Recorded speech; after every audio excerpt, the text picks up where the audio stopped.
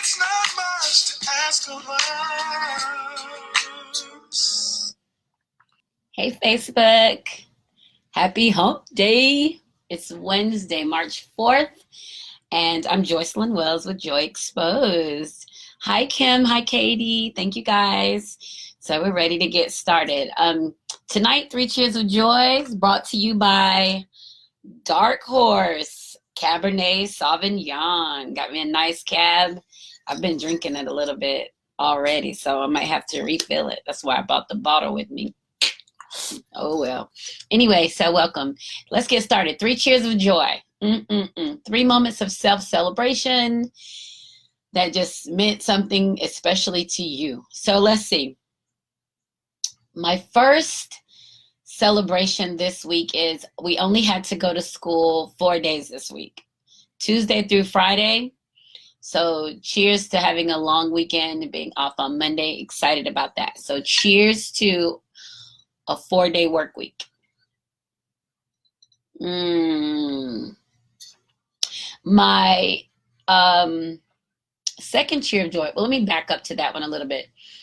One thing in education that we look forward to is having days off. Like, you guys have no idea, especially like in the springtime, it really gets crazy because it's spring and, you know, kids lose their shit and when it's springtime or when it's getting warm. So we're starting to feel the effects of it. And we have a rolling admission, so we're getting new students every day. That's the alternative school. So so cheers to a 4-day week. So 4 days this week, 5 days next week, then spring break. Super, super looking forward to that. So I'm going to have a sip to that one more time. Yum. So my second cheer of joy is I started working on my creative portfolio, right? I've never had a portfolio. I've had a resume, but to have kind of a collective of your kind of creative moments in a space, because people start asking questions about what you do, and then you want sponsors and you want people to put their money towards you and to support you. You need to have something to show them. So I'm working on my creative portfolio, which is really interesting. So I've never done anything like that. So I'm kind of excited about it. I'm kind of don't know what to expect from it. So we're going to see. So cheers to at least thinking forward enough to think I need a portfolio and then taking the steps to put it together. So cheers to that. So my first cheer of joy was 4-day work week. My second cheer of joy was the portfolio. My third cheer of joy is that I did think to bring this wine in here with me because I am going to pour some more in my. Okay, that's not my third cheer of joy, but I mean, that is important because I would have had to get up to go get some. So I'm going to refill my little wine Yeti and with my Dark Horse Cabernet Sauvignon. And you guys know I got the wine, the cab, because it was on sale. That budget is kicking my ass, but you know, it is what it is. I hate to say that, but I need a budget. So now I have one. So let's see. My third cheer of joy is, since I remember last week, I told you guys I went running on Wednesday morning or whatever morning that was, I went running. So I've now been exercising every day. So I've literally been exercising almost every day for about 2 months now. So I feel a lot better, a lot more energy. My thoughts are flowing a little better. So that's definitely my third cheer of joy. I think I have already more than 50,000 steps this week. So that's about 17,000 steps a day so far since Monday. So 17,000 a day, about an average of 17,000 a day since Monday. So cheers to exercising every day for almost 2 months, and not like boot camp or anything like that. I'm literally walking. So yesterday I walked about 7 miles. Today I probably did about the same. And then that means Monday I did the same too. But I get up in the morning about 4, I'll work for about an hour and a half, get dressed, and then I'll go exercise before I need to get dressed to go to work. And then I'll go do my regular work stuff and then get off, and then I'm coming home and I'm going walking again. So it's really pleasant. It's time to myself. Just help me to relax and to kind of stay focused on things I'm trying to do. without, getting caught up or being in yucky space. Because I've been kind of existing in a yucky space, that kind of low for a minute, and I'm glad to be out of it. So I'm feeling good, right? So cheers to that. So my 3 cheers of joy. The first cheer of joy was 4-day work week. The second cheer of joy was working on the creative portfolio. And then the third cheer of joy was exercising almost every day for 2 weeks. So can't knock that. It's got to get some exercise in. So cheers to that. So before I get into the Facebook post of the week, I got to confess something to you guys, because I've just been feeling full of shit since it happened. So on the 29th of February, because that's leap year, and that's like Sadie Hawkins. On that day, a woman can ask a man out. Traditionally, old school, woman can propose, ask a man out, blah, blah, blah, blah, blah. Well, I woke up on that day because I wasn't working, and I started drinking early. And by 1 o'clock, I had sent a text message to Faceless Love asking him to marry me. I know. So I kind of proposed, but I don't really know if it's valid. Like, he said yes, so that's a plus. He did say yes. But the fact that I did it, I was like, damn, did I propose for real? Like, that's fucked up. So I had to confess that to you guys who listen to me, and you know how I feel about that kind of thing.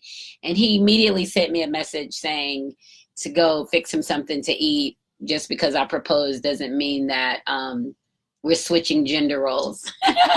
So anyway, I just thought I'd put that out there just in case you guys hear anything. I was a little tipsy, and I did, pop the question via text message. So, and it was on leap year. So, well, what does that even really mean? Anyway, I just had to put it out there. So I may or may not be getting married one day. All depends on what happens. Sober, what happens. Or his response to it. So he'll plan the wedding, I guess. But anyway, had to put that out there. Got to be transparent, open that up. All right. So let's move on. Let's see how I got past that real quick. Just move right on past that. So we're going to move on to our Facebook post of the week. And that's always fun. I got a couple of good ones this week. And of course, I'll tag them on my page. I always say that. Sometimes I don't tag them. It's so much stuff I try to do that sometimes I don't get to it. So we're going to talk about these a little bit. So in one of my groups, a guy he shared a post, and the post said, hurt a woman and she won't be in a relationship for years, while men will be in love 3 months later.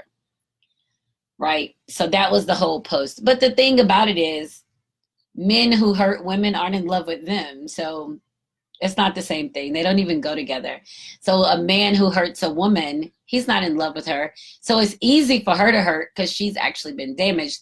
He can go on and fall in love with somebody else because he wasn't in love, period. So that kind of stuff, don't pay attention. That kind of stuff, I was just like, he wasn't in love with her in the first damn place. So that's not a good correlation to make. And we have to keep that in mind. And I've talked about this and shared this in some of my writing. When people hurt you, their intention is to hurt you. When they lie to you, manipulate you, take advantage of you, mistreat you, they've already been planning on that shit. It ain't a surprise. They're not surprised. They know it's happening. They know the intention. You're surprised because you heard, and how could you do this to me, and blah, blah, blah, blah, blah. The person is surprised by that because they feel like there's love in there. But if somebody hurts you once, they're going to hurt you twice. So, I hate to say that. You want to give people a chance. So what's that? Hurt me once, shame on you. Hurt me twice, shame on me. So you only get really 2 good opportunities in there. And then the next time you show yourself, it's time to get the fuck on. So you don't stick around and let people misuse you or mistreat you over and over and over. So this wasn't really, to me, a good turn of a good correlation, because if a man hurts a woman and she's hurt for years after that relationship and he moves on or he goes to do something else, he wasn't in love with her in the first place. So, you have to kind of own your role in a relationship. So if you feel that way, you got to own your role in the relationship. So you might be in it by yourself. you might think it's something, our minds are very creative and we put a lot of shit together that may not be. So that was that.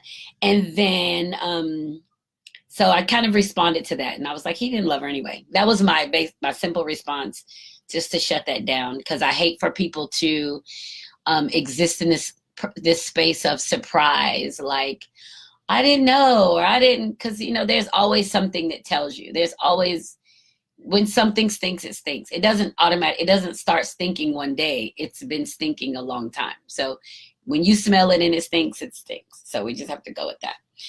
Okay, and then on to the next one. So there's a lady on my timeline, and I've used her stuff before because she's just really just a neat lady. Her name is Allison Christie Johnson, and she had a question, and she said on here, no judgment. Okay, so I'm going to read it.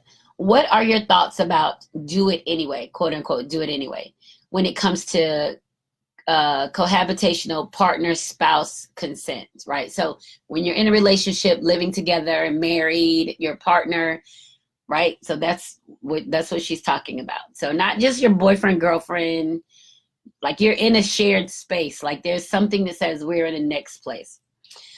For years, I've been a strong proponent for it. Do it anyway, right? But I was basing that off my own sexual experience. 99% of the time, I'm in the mood to some extent or another. And that 1% of the time, when I don't start to get into it in 5 minutes, 100% of the time, I've been glad that it happened. So she's saying on the time, rare occasion that she's not interested. And, once she goes into it, she enjoys it anyway. So up until a few years ago, I didn't realize how far off that is from most women's experience, and telling women to do it anyway was kind of fucked up. Mind you, I still personally practice do it anyway, but I no longer give that as as reasonable advice. So I took this as relationship advice. I took this to mean that she's saying that she's in a relationship, she's a sexual person, she enjoys it. So she's kind of like, whatever, if I'm not in the mood, once I get it going, I'm gonna be in the mood, it's gonna be fine. So her thought is, do it anyway, right? And so I responded saying that and maybe I'm similar to her in that I feel like in a healthy sexual relationship, in a healthy relationship where you share unconditionally, and I'm finding out that a lot of relationships aren't like this. And hell, I know, because I've been in relationships that weren't like that before, and now I'm in a healthy one, and I understand what it means to have the unconditional space. So I'm thinking that if you're in a space that you're sharing with someone and he or you want to make love and the other person isn't interested, I think the first step is to figure out, for me, if that were me, to figure out, am I not interested because of my partner, or am I not interested because of some other shit that's bothering me for the day? Like, do I deny my partner and myself a wonderful sexual experience because I'm pissed off at the bitch I work with? Like, is that enough to control my movements in it? So I think when we are trying to base our feelings on, because sex is like lovemaking, that carnal connection, that freedom of expression in that uninhibited way is almost cleansing in itself to be able to share like that. Because I know for me to be able to make love and enjoy it and have this amazing experience, I am sated and ready to go to sleep after. Like, it didn't matter what the fuck happened the whole day or month ahead of time. To me, it's an amazing emotional release and just to pass out like that. So maybe it doesn't mean the same thing to other people, but as we talked about, if somebody's forcing you to do something, or you don't want to do something, you say no, or you feel coerced, or you feel obligated, that's essentially rape. Like, so we don't want to put ourselves in that position either. So I guess the caveat would be, what does the sexual relationship mean to you? How do you feel about this interaction, the sexual interaction with you and your partner that you live with, or your husband or your wife, somebody that you share with, because that's literally the only space that you can go and nobody else is involved in that space, right? It's kind of like work isn't, it's not the work, it's not the kids, it's not the house, it's not the bills, it's really a place that you go to release. So that was just really interesting to me, because I don't know how many people feel that way. Like, I don't know how many people are in relationships and they're like, well, I don't want to, or I don't feel like it. And if you don't want to and you don't feel like it, why? Like, those are questions I'd ask. Like, you don't enjoy making love to your wife, you don't enjoy making love to your husband, you don't, like, shit, what's the what like that's the stuff I want to know. Like, what's the problem that you don't want to?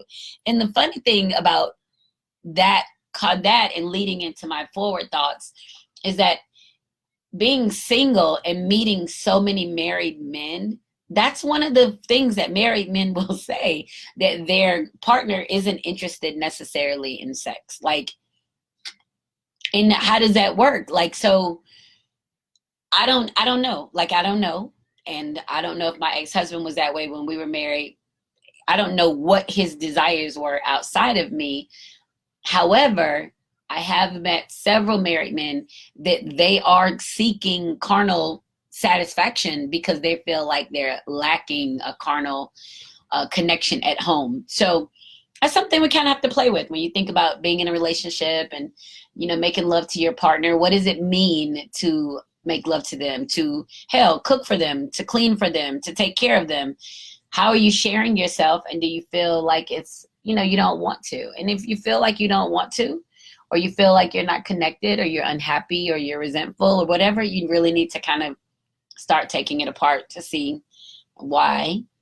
So I was just kind of looking at that. And I think that it's important to be healthy in your own sexual self prior to sharing with someone else. And if your partner is trying to get you or pressure you into doing things you don't want to do, sex that you don't want, or you're not comfortable with, you kind of have to reevaluate those things too. So thank you, Allison Christie Johnson, for that. And I don't know that anybody's ever asked me my opinion about do it anyway, other than when men, talk about it. I'm just like, well, you got to take care of yourself. You got to take care of your family.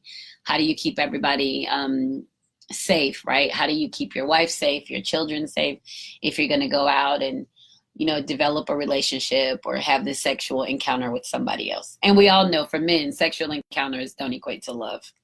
So we're not even getting into that topic tonight, because that in itself is crazy. But a lot of women, definitely want to put love on it and, whatever. And it shit don't mean nothing to men. So, Allison Christie Johnson, thank you for that. That's a whole conversation. We might talk a little bit about that later in the show. All right. So my third one was posted just a minute ago by Cindy Waring. And this is funny because it just kind of goes in line with this. It says, stop trying to decide who wears the pants in your relationship. Relationships work much better when no one wears pants. Hashtag married life, hashtag no pants. So, it's just trying to being a little flippant and keeping that connection with your partner, because no one else is involved in that sacred sexual space. And that means a lot. It means a lot to everybody. Hell, we talked about Maslow, and we know that sex in itself is a basic need, a basic physical need that you don't have to do anything to have the desire for it. It just comes. So sex in itself is just a basic human need. And it's when you get to an evolved sense of who you are that you get to the intimacy that you need something else. And we have to evaluate ourselves in those situations. That's just how it goes. So those are my Facebook posts of the week. So thank you, Cindy, Allison Christie Johnson, and who else was that? Reggie J. So I appreciate all of you and your cool Facebook post. Oh, and the last one, this is the one I meant to read first. And this one is from JC. He has a YouTube channel called Everyday Thoughts with JC, I believe. I used to go live with him. He hasn't asked me to do that in a while, so I'm not sure if he's still doing it or not. But he made a post that says, if a man has multiple children whom he don't take care of, why would you allow yourself to get pregnant by him? Everyday thought, hashtag everyday thoughts. So, that's a tricky question. People who have kids by multiple men, or, men who have kids by multiple women, whatever it is. Like, so you kind of think that people go into these relationships with the idea that there's trust in it. There's trust in it, and there's love in it. And I know for a lot of times women feel like they're believing in the men, right? So they're believing, because men, especially Black American men, definitely go on a rampage about how nobody supports them, everybody's down on them, and the sob story, why, that kind of thing. So women hear those things and they want to show the men that I trust you, I support you, I got you, I want to ride or die. Women go hard in that, and that makes you vulnerable. And you can't say all that stuff and then you're having, then you're asking to have protected sex. So you're putting yourself there because you think this man that you're taking care of is going to take care of you and is open to having a child with you, even if he has multiple kids somewhere else. So I think that when people show you, men or women, show you that they're irresponsible and they don't have any integrity, when they show you up front, and it doesn't take long, hell, less than 2 weeks to find out somebody's irresponsible. Yeah, because if they're responsible and have integrity, it only takes 14 days to make it a habit. So if they are, then it's who they are. But if they aren't, it shows rather quickly. And, if you know that about somebody, then you don't get into a lifelong commitment of raising a child with them. Everybody wants to be loved, and everybody wants to love, and everybody wants to find someone just for them. And we have to be just really careful in how we share ourselves. And not, I could talk about that aspect of it so much, because I work in an environment where I deal with kids every day that don't know their dad. They don't know their dad, and their mom's in jail, and they're in foster care, or they're raised by an aunt, or they're by a like, I hear the worst fucking stories about from the kids about their lives, that it's heart-wrenching. And then the fucked up thing is that it's an adult person that's put them in this situation, and they just have to deal with it. So we just have to be careful. We have to be responsible for our bodies. Like, we have to, and I'll say this, not to place, there isn't any blame to place anywhere, but I knew early on how to get pregnant. I knew that there was a small window to get pregnant every month. But I've talked to women in their late 20s, early 30s who don't know that. Like, they don't know their bodies well enough to know that they can control when they get pregnant outside of wearing a condom. They don't know, like, so that kind of stuff to me is like, well, shit, why do you not know that? So that's my thought. How do you not know that? It's your body. You don't know how your body works. But it's a lot of people that don't. It's taboo to talk about in the house. And then you find yourself pregnant. You don't want to have an abortion. You don't want to, you go through all these, and a mental kind of tweak on even having an abortion. So, but I'm telling you, I deal with these kids every day. I have a student that's 14 or 15. Hell, she already has a baby that's almost a year old. She's got a sister younger than her that's pregnant by a relative. So it's bullshit happening. These kids have zero direction. What they know is, if a bitch fuck with them, they're ready to fight. They know how to fight. That's it. They know how to fight. Rational decision making, critical thinking, none of it. Like, nothing. And it's just like, what am I supposed to do? Like, you come and you got all this, and I'm supposed to teach you science, right? So it's hard. It's tough, and adults need to take a little more responsibility in bringing a child here that you don't fucking want, or a child that you're going to neglect or not take care of. Adult needs to take that additional responsibility to protect themselves and a child. And that's easy. Then do what you need to do. Not have a child. Wear a condom. Take birth control pills. Get the little thing in your arm. I forgot the implants in your arm. Like hell, I don't. Whatever the thing is now. But it's like these kids are struggling. These kids are suffering out here, and it's all because they have not connected to anybody that's shown them any kind of love, anything. So that was JC's comment talking about, and the thing that gets me with these questions are posed is like, it's the woman's fault that it's not a shared responsibility that he could have done something and she could have done something. It's why do you keep getting pregnant by? It's almost absolving the man of a responsibility in the action because she should have done something. Well, hell, he could have done something too. He knows he's already got kids that he doesn't take care of and he doesn't want. Why is he going to put himself in a situation to have more kids? Now, I don't know if men don't know how people get pregnant. I don't know if they realize that there's active sperm in their ejaculate. Like, how do they know? I've never had a man to tell me. I don't know how women get pregnant. I don't know how I contribute to it. So maybe they know, maybe they don't know. But I think that there should be definitely a shared understanding of who needs to do what to avoid having a baby. And also, getting pregnant by somebody doesn't make them love you or want to be with you any more or any less. Shit. Like, that's not it. Like, they may be like, fuck, or having a baby, but that doesn't make them look at you. They don't look at you and think, oh my gosh, I love you so much. Yesterday, I was just over here to fuck you, and now you're pregnant, and oh my God, I love you. That's not how that works. No, sorry. So, we just have to really be careful. And, adults can do whatever they want to do. But when you start thinking about the kids who aren't getting the attention they need, aren't getting the resources they need, then that's when you know that there's a strain on the situation itself. And it's a difficult road to toe, and these kids are struggling, desperately trying to figure out what the fuck to do next. Lost. So, that was a comment from JC, and I'll have him from that there.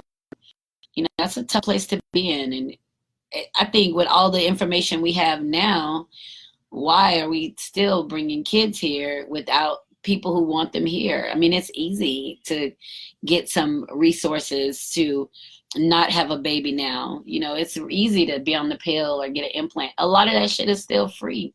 Go to the clinic. I know when I was 15 and I decided I was going to be on birth control, even before I had somebody to have sex with, I knew I was going to have sex. I knew it. I knew how to get pregnant because my mama used to say, don't bring no babies in here. I knew then, and we're talking in the 80s.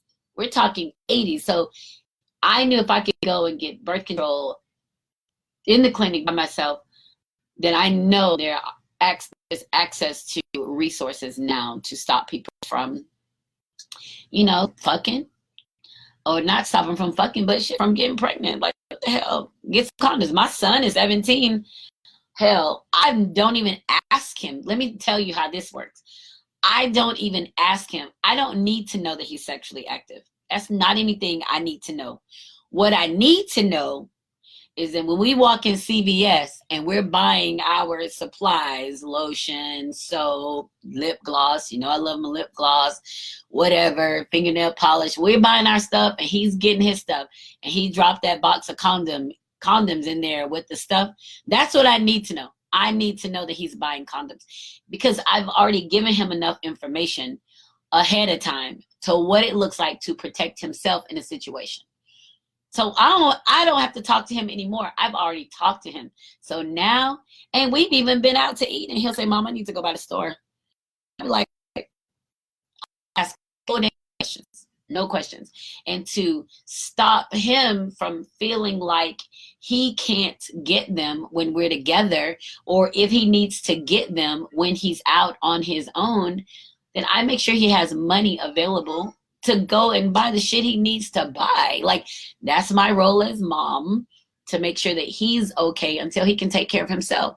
But we have a lot of kids out here who don't have that access, who don't have somebody to make sure that they're okay.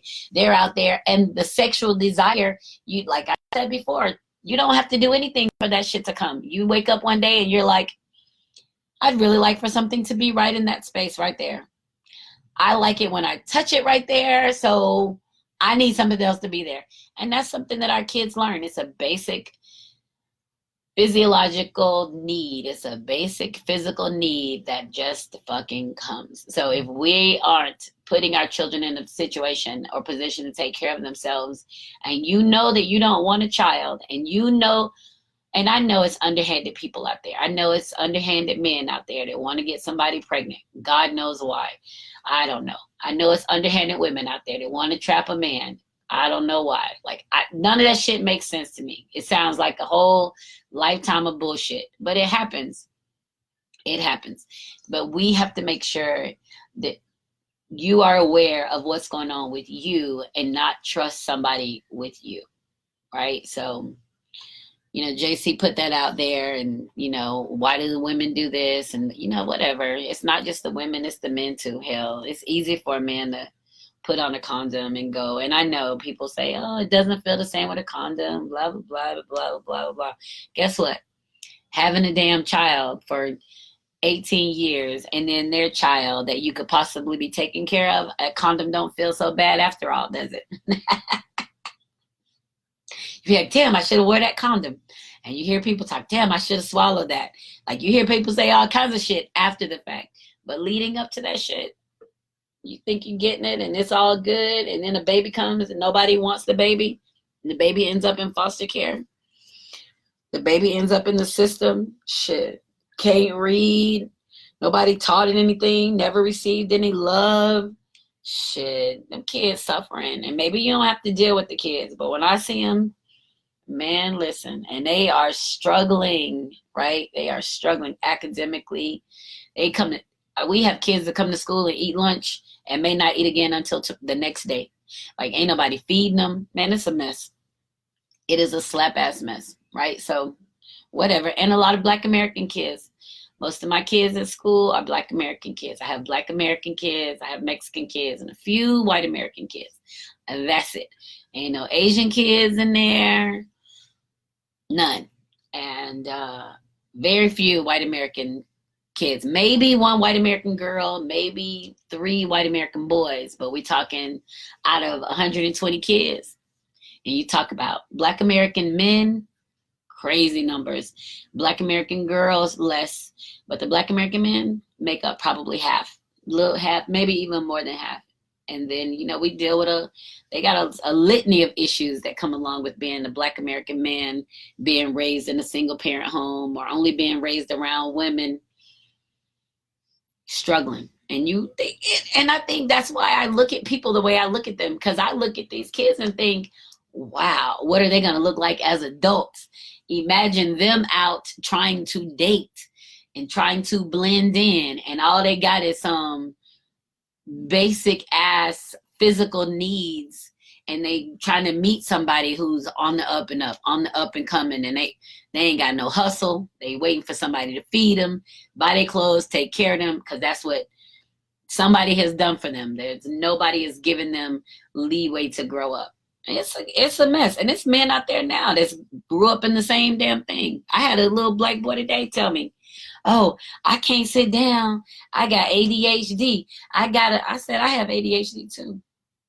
And guess what? You still have to grow up. But that's been an excuse he's been able to use over and over to get what he wants, to be able to do and get a pass on shit. I hold people accountable, ADHD or not. You still got to grow the fuck up. You still gonna have to get a job. You still got to take care of yourself. Ain't no excuses. Men don't make excuses. And I say that shit all the time. They don't know what to do with that. So, but whatever. I didn't even mean to get on that soapbox. But them kids, they weigh on me heavy because ain't nobody taking care of them. Which leads me to, moving on, which leads me to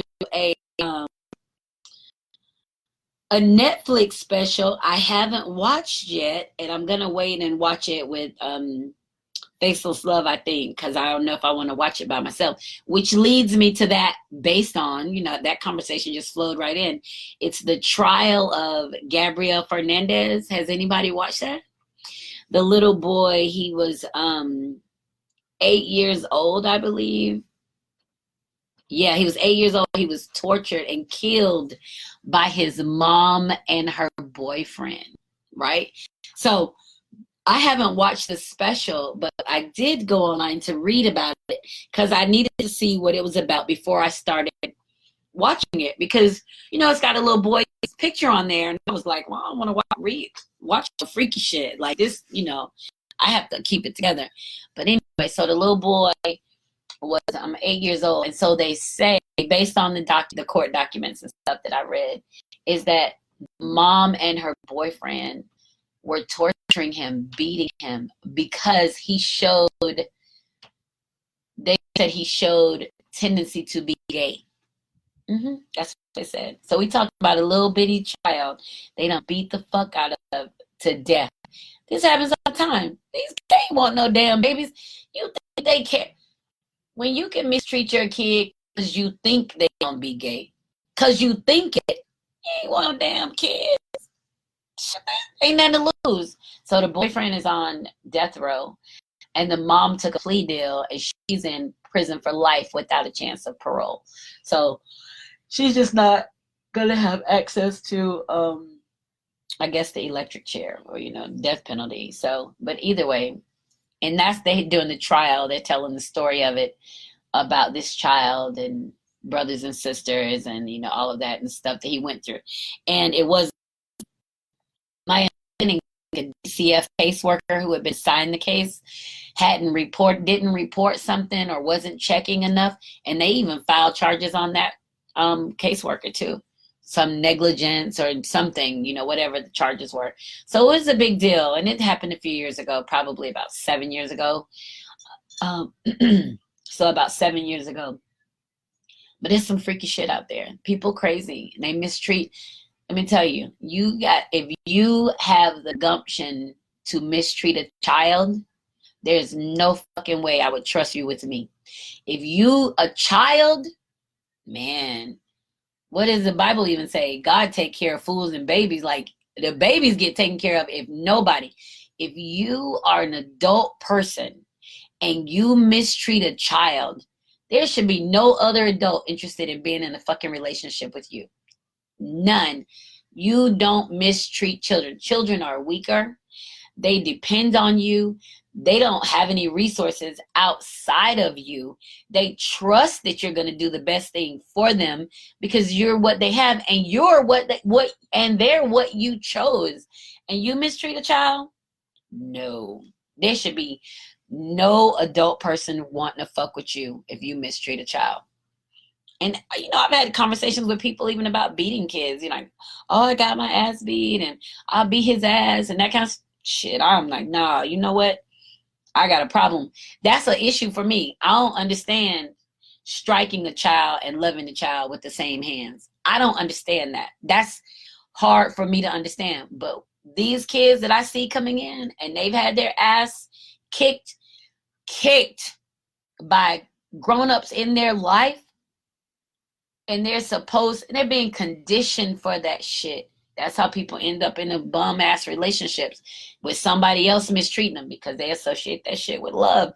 We really have to be conscious of how we're treating children, giving them an opportunity to have a life.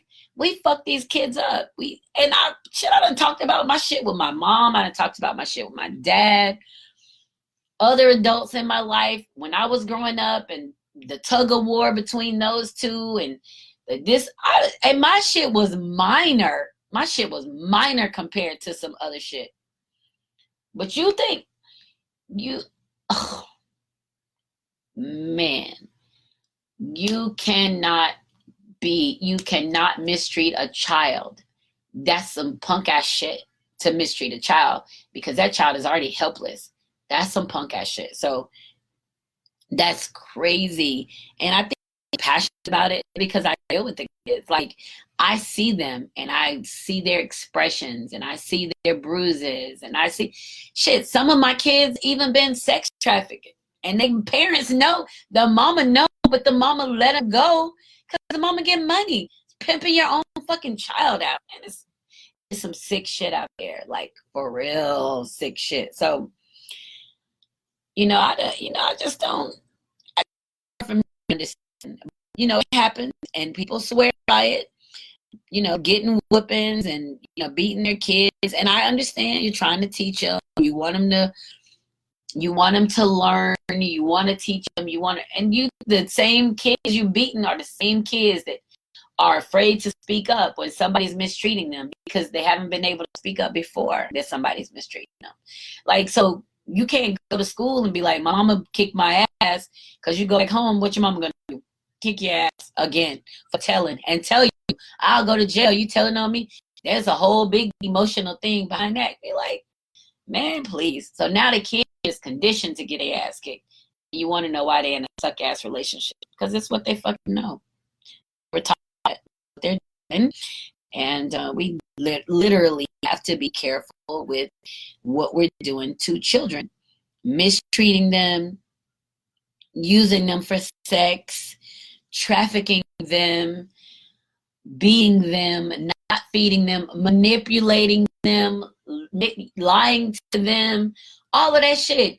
I have a little girl in my class. She's such a master manipulator. She's a master fucking manipulator. She's so quick the other kids can't even keep up. She be twirling their asses and they ready to fight each other, and she manipulated the whole thing.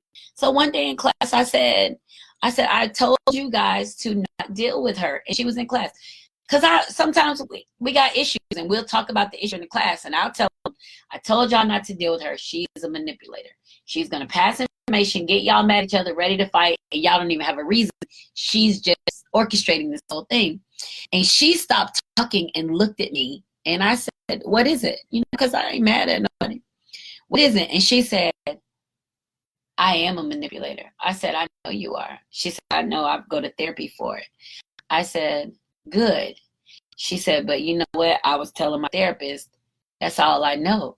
I've been manipulated my whole life. That's all I know. It's like, I don't even know how to deal with somebody. Like, honestly, all I know is try to get them to do something. And she said that. And because of the way she articulated it, I believed that she was in therapy for it, because she had been talking about it. And that's a big deal. For you get the 13, 14-year-old masterman, I could put her hands down with some grown folks and she would wear her ass out. That's how good she is. She's great to manipulate her. So when you're teaching your kids this stuff and then you're surprised when they grow up and then they doing some off the wall shit, look at the source. Where did it come from? Look at the source. So, that's what we have to just kind of be careful about, mistreating the kids. And tonight wasn't supposed to be about the kids, but I guess it was, because this is what it turned into. We have to, taking care of the kids is the most important thing that we have to do. And like I have 3 children, 2 adult daughters, and my son is a junior in high school. And let me tell you something. One of the things I say to them, and I've said it a long time, my job is to raise them to be fucking adults. They don't get to leech off me. I'm not holding them hostage. I'm not making them think I'm the only train going and they got to hitch a ride. No, that's not. To me, that's manipulation, and it's controlling. I don't want to control them. I've always felt the need to teach them to grow and live their own life and figure out what they want. As a matter of fact, I was riding with my son today, and I said, did we decide, are we going to go to school to be an anesthesiologist? I said, is that what we decided? And he said, we? That's what he said, we. And I said, we. He said, I will decide what I'm going to school for. And I started laughing. I said, I know, I'm just messing with you. I said, I just thought that after we talked to Dr. Rossi that you were asking him all those questions, you might be interested in anesthesiology. And he said, he laughed and he said, he said, I have to decide what I'm going to do. I said, I know. I said, I would never push you into anything. And he said, I know you wouldn't. I said, are you still leaning towards the Farm D program? And he said, I am. And I said, okay, that's fine. Whatever you want. Like, and that's literally what I tell my children, whatever you want, because whatever you want and knowing that you got to take care of yourself, whatever you want, got to be some shit that's going to take care of you, because I'm not taking care of you.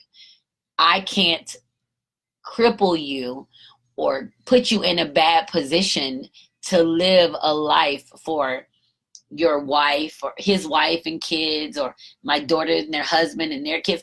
I can't put them in a situation that they've got to come to me. I've got to put them in a situation that they believe in the decisions that they can make for themselves. So that's a big deal for me. And I wholeheartedly believe whatever time it takes for them to get to where they can spread their wings and fly, fuck it, let it take that time. I'd rather mother and help out and whatever and reinforce and guide for until they're 30 than to cripple them for the rest of their lives.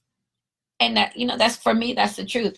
One of my sister-in-laws said one time, she said, I don't want my kids to ever be short on anything, short on money. If they're short on a bill, if they're short on the this or they're short on the this, they can come to me and I'm going to give it to them. I don't want them to struggle like that.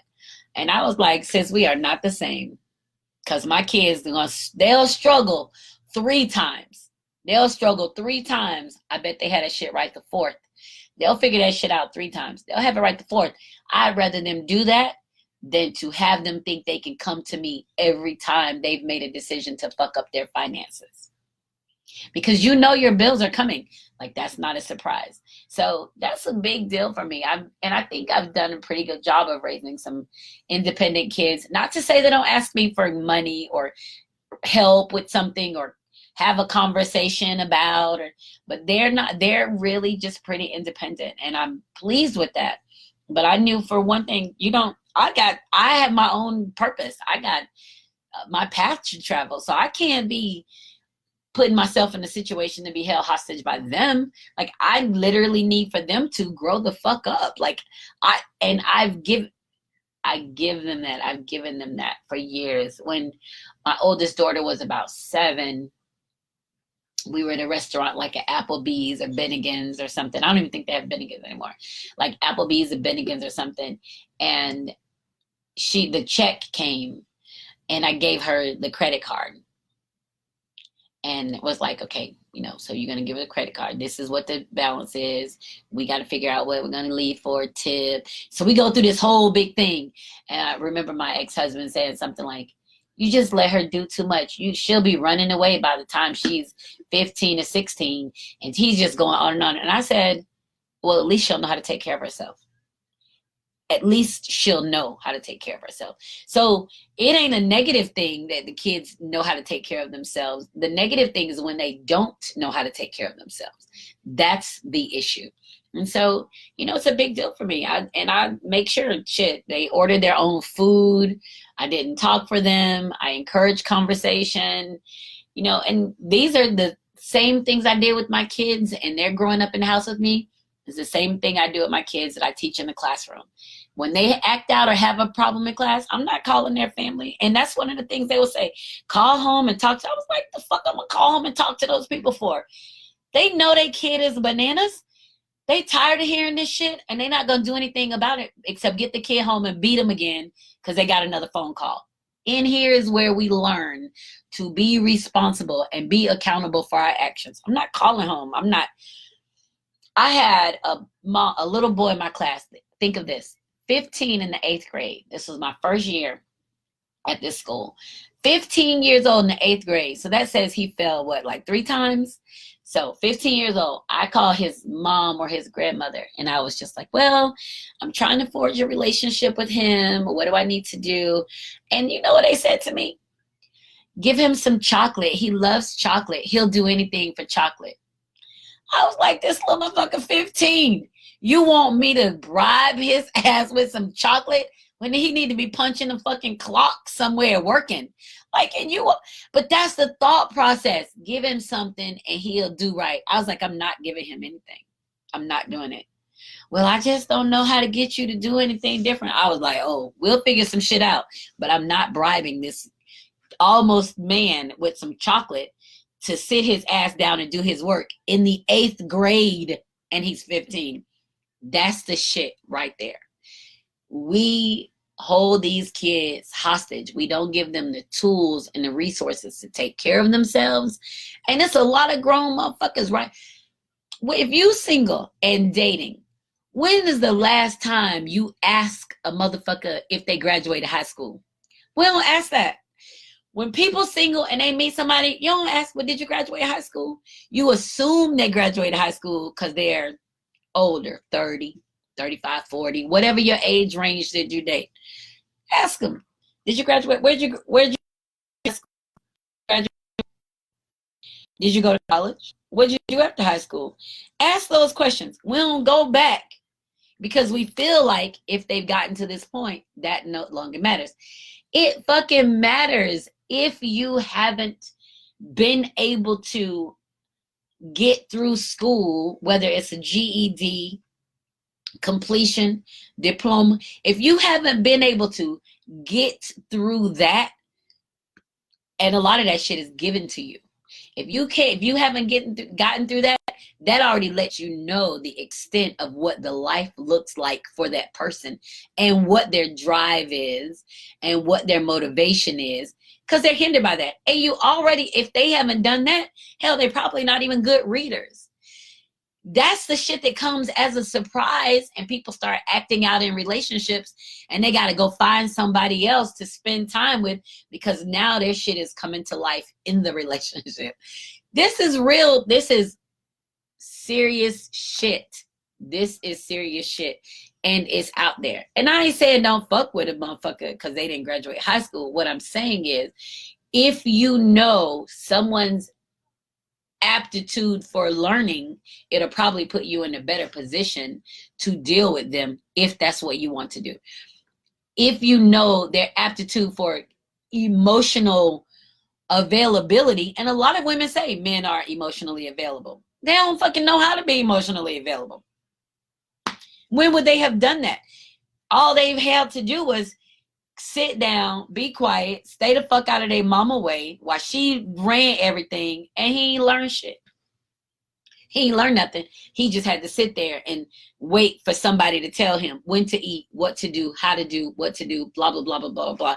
Anybody, that's not something that's been taught. So you really do meet people who are shut down emotionally because they haven't had an opportunity to explore healthy emotions, healthy sexual relationship, healthy sexual information.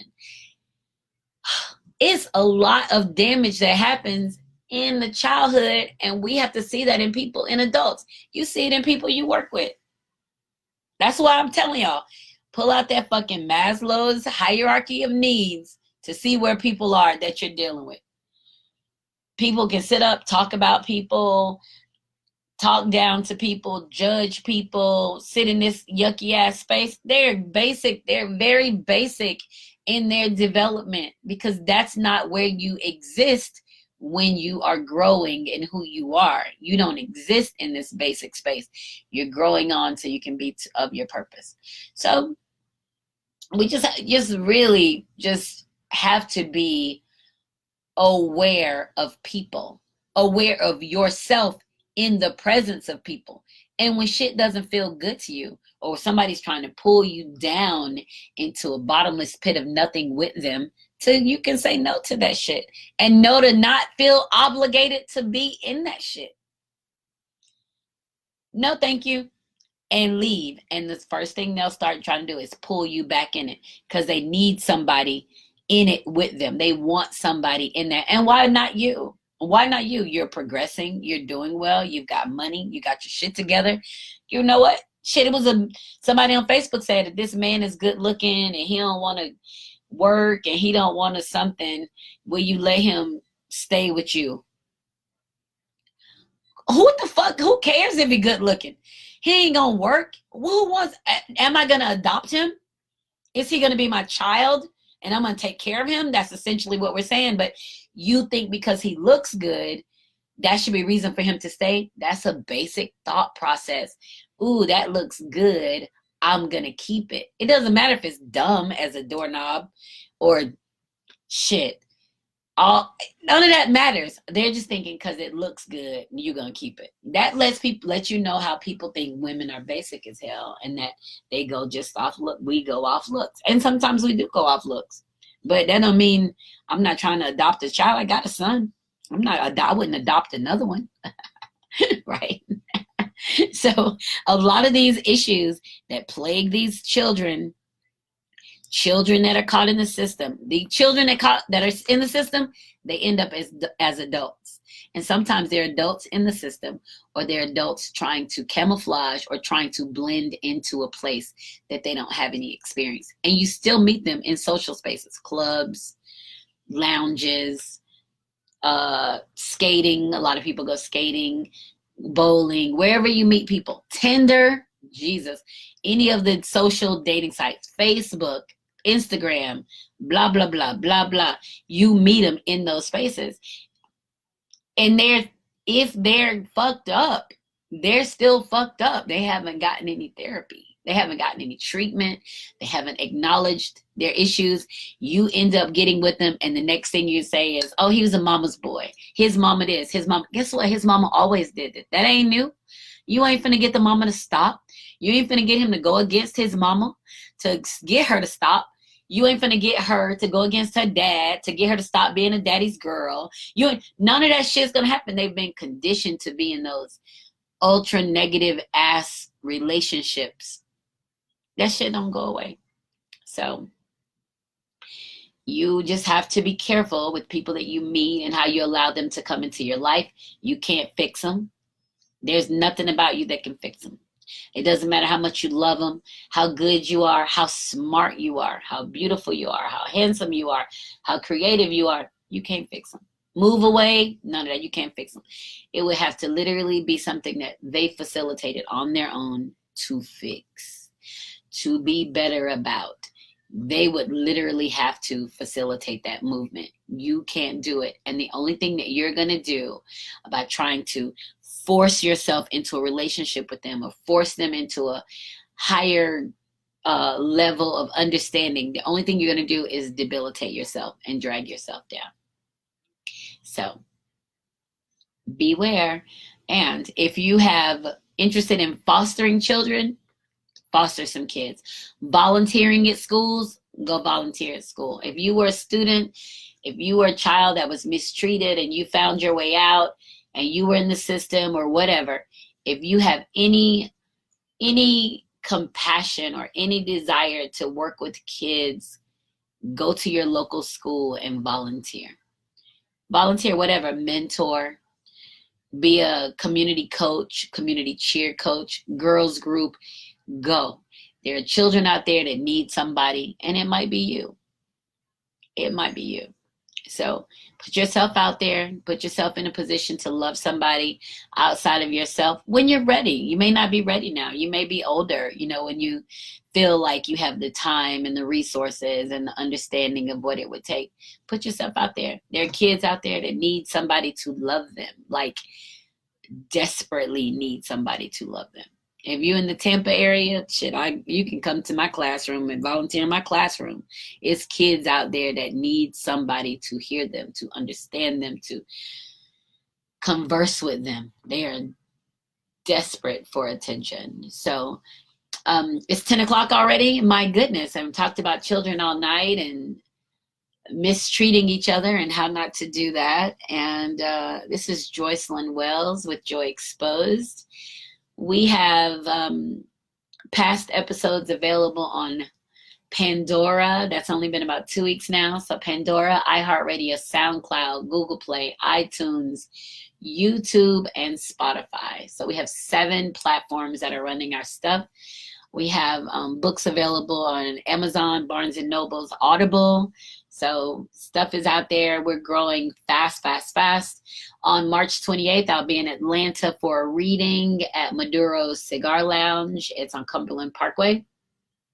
That's March 28th. That's in my bio, and it's on Eventbrite as well. So tons of stuff happening. And remember, when joy is exposed, everything just feels better. Have a good night. Bye.